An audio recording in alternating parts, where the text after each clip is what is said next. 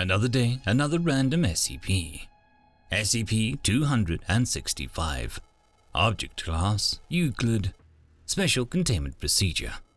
Foundation Site 54, 109, and 110 have been provided SCP-265 specific task forces in order to study SCP-265. Each houses a small fleet of tactical aircraft, as well as agents trained in the standard Foundation information gathering and interrogation techniques.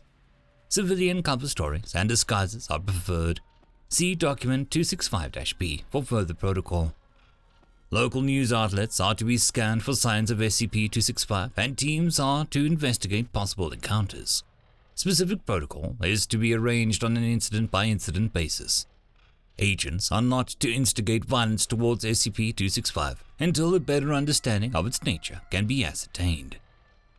Description: SCP-265 appears to be a Series 1 GAZ-M21 Volga automobile, devoid of any license plating, logos, or any other identifying marks.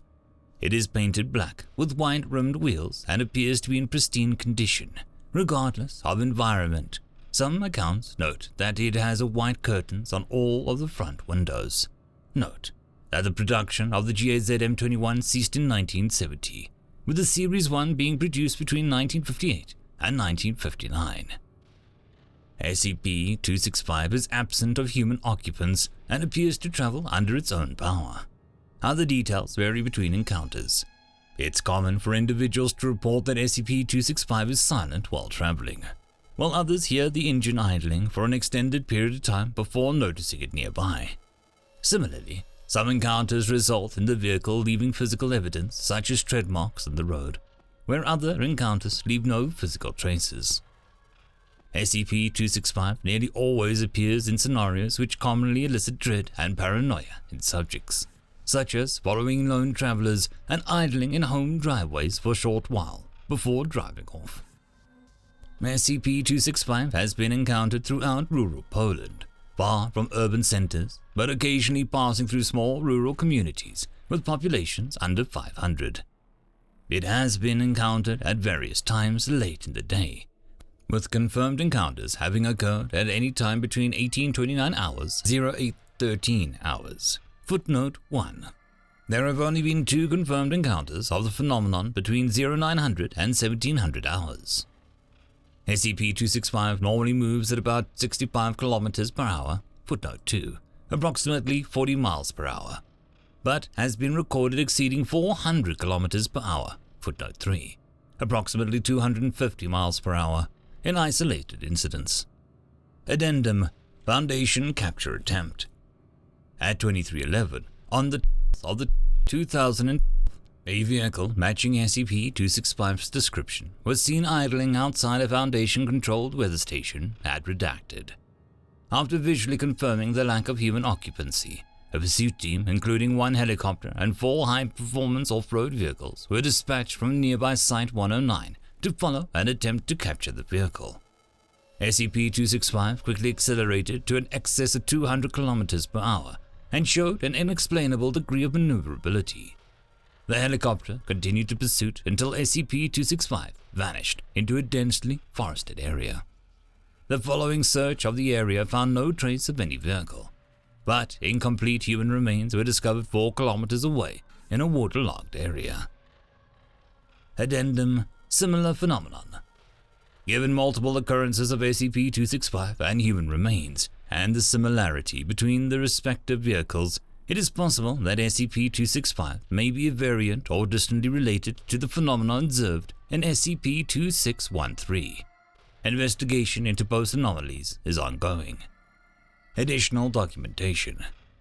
Below is attached a translated series of excerpts collected from civilian sources, including audio interviews, law enforcement, news outlets, and personal diaries. This list is incomplete. Please see Dr. Sadelman for access to full records. Record: Incident Transcript 265-1973-4/3. Recovered from police records of location redacted. Summary: An isolated event. Victim was taking a walk between villages in the late afternoon around 1300. A black Volga automobile with white rims appeared behind him, and followed him at a low speed.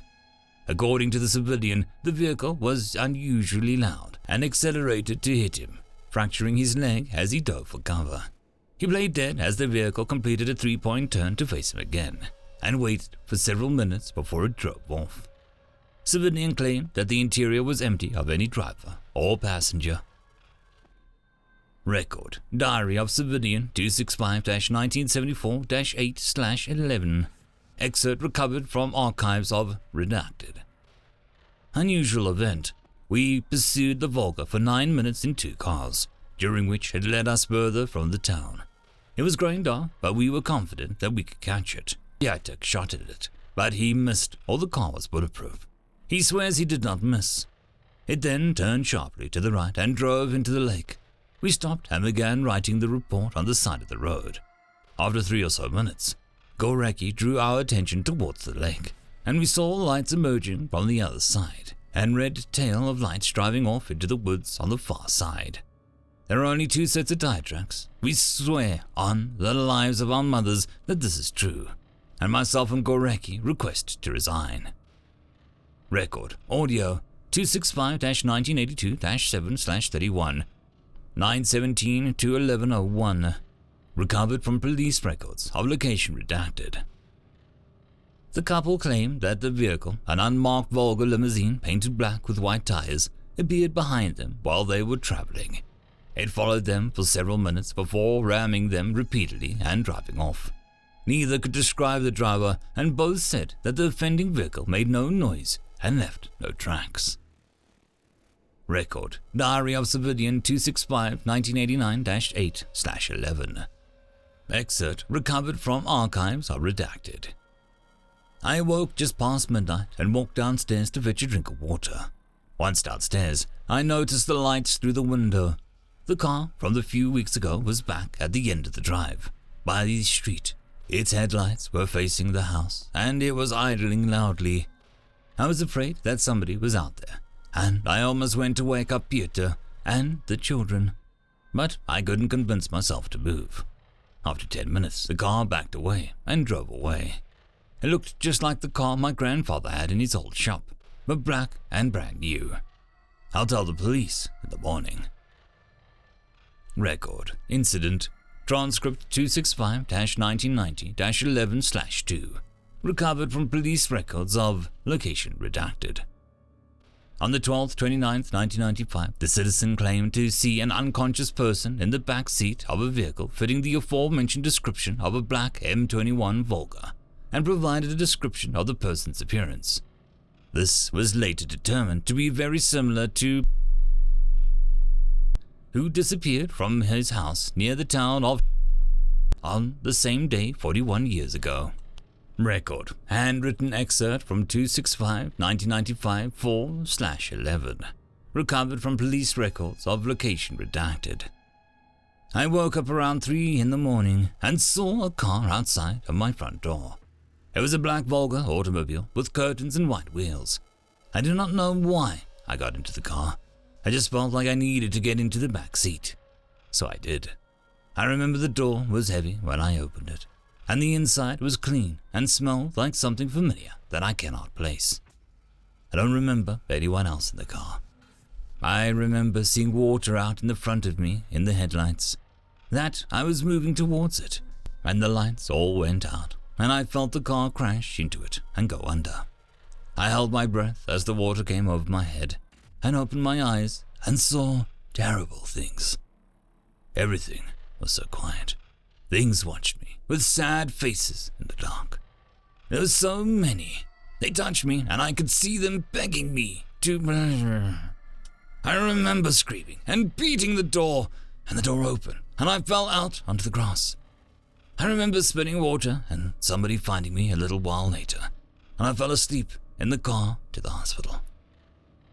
I'm so afraid. There were black rails and horses. They're waiting for everyone to come. A ship under everything else, darker than anything. And the others are so sad. They want to touch and be happy again, but they're so far down, and it's so dark and cold. They can't come back. End of file. I just want to give a quick thanks to the Tier 5 channel members and patrons. Bob the Dragon, Data Magnet, Sergeant Puma, Cat Crab Lobster, and Duck Machine. Thank you very much for the support. It is much appreciated.